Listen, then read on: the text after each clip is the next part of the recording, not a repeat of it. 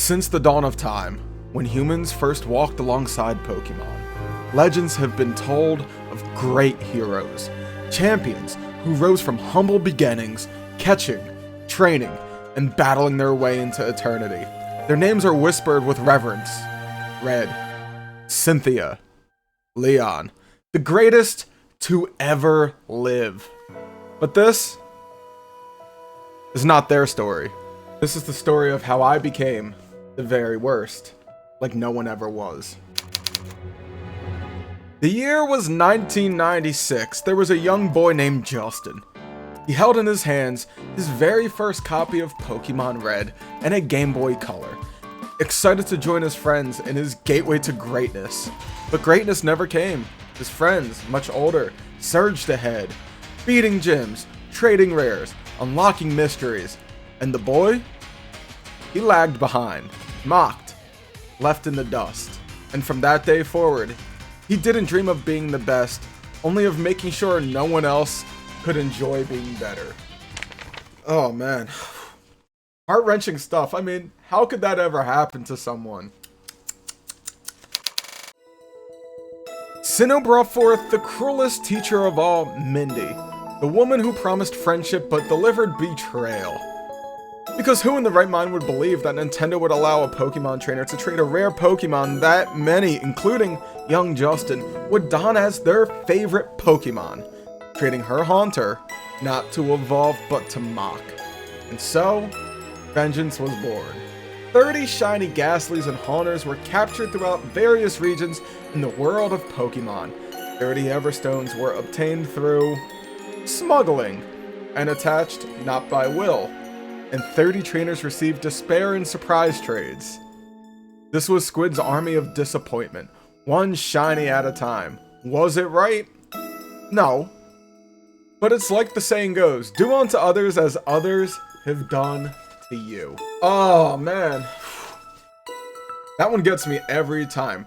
You know what they say, good things happen to those who wait. Sometimes it's revenge on a fictional character and trapped in a video game. But sometimes it's revenge on a person turned foe.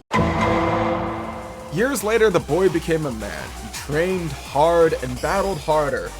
He entered a Pokemon Regional in the year 2012 and he lost. Badly. Humiliated.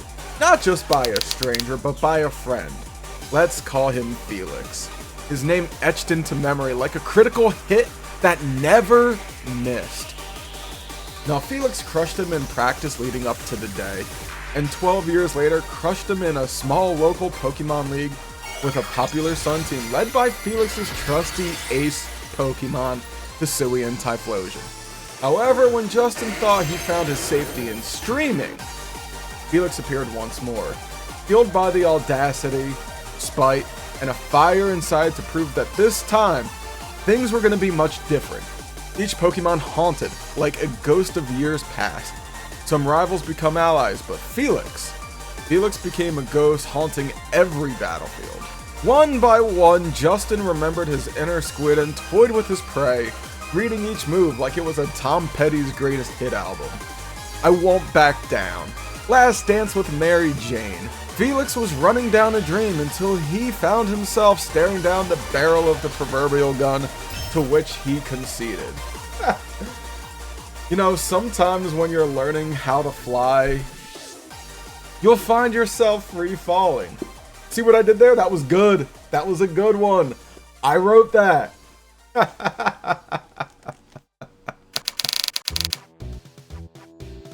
Many trainers dream of finding the elusive shiny Charcadet in the world of Paldea. And although Charcadet, Armarouge, and Ceruled's shiny palettes are very similar to their normal palettes, sometimes it's the subtle differences that make the Pokemon unique, elusive, and sought out for Pokemon collectors and skilled Pokemon trainers alike. And so, being the stand-up guy that Squid claims to be, he invited all on a united quest to hunt this shiny Pokemon. But there's a twist. If it was found before he got to it, it was theirs. However, this was never about a what if.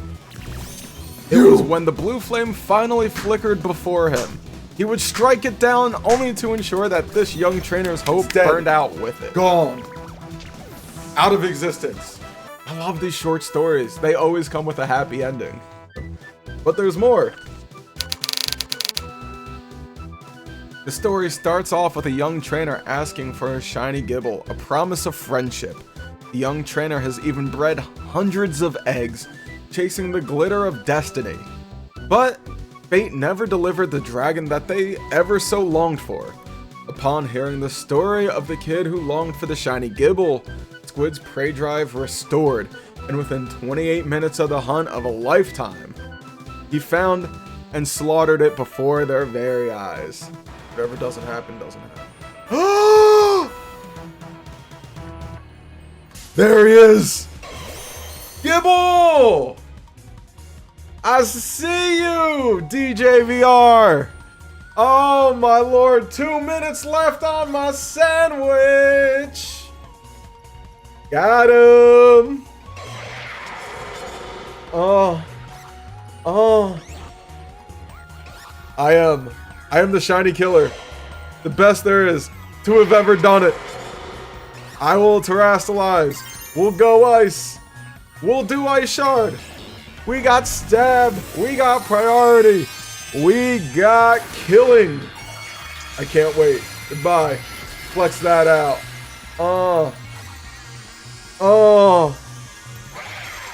It's amazing. There we go. Ice shard.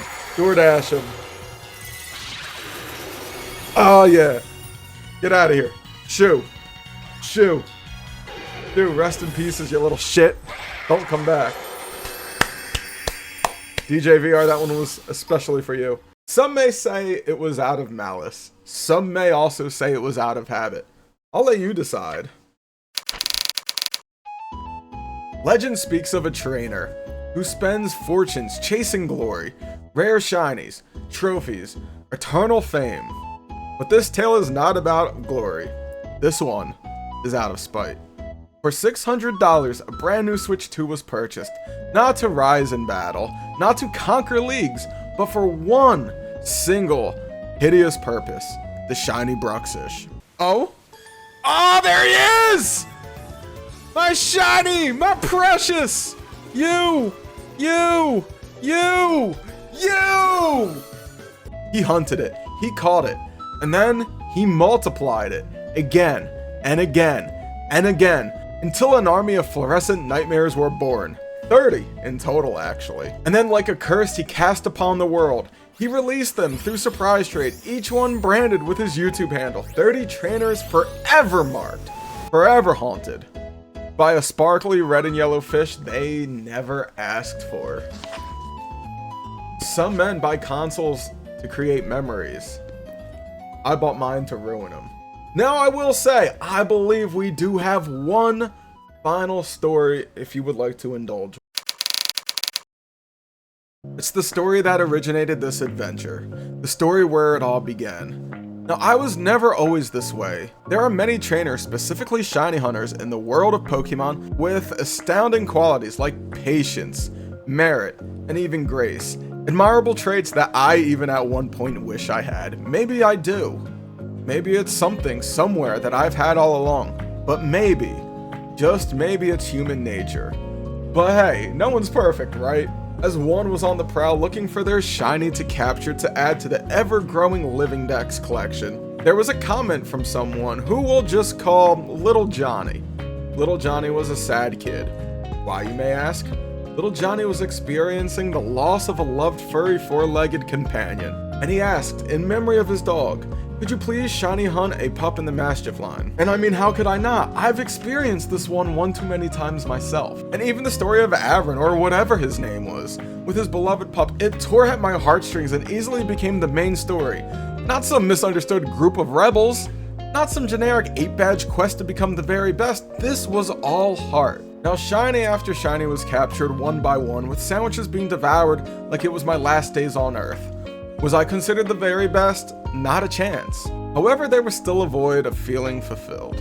What made me different? There was no quality here. And what about everyone else? What makes them really different? And when did the word hunt mean being captured and befriending? No, no, no, no, that's not it. Because the first thing you see when you look up the word hunt is to pursue and kill for sport or for food. And that wasn't gonna stop until I found little Johnny's Mastiff, so I shiny hunted every day searching the regions of Paldea, Hitakami, and Unova's and Indigo Disc, claiming bodies and selling their shiny pelt for profit. Now I was also able to afford a nice chain out of this. Now this was the difference, the squid difference. All the questions why squid, all the times I had to hear shiny hunter goes rogue. It was all laid to rest. Goodbye, buddy. I'll see you in hell.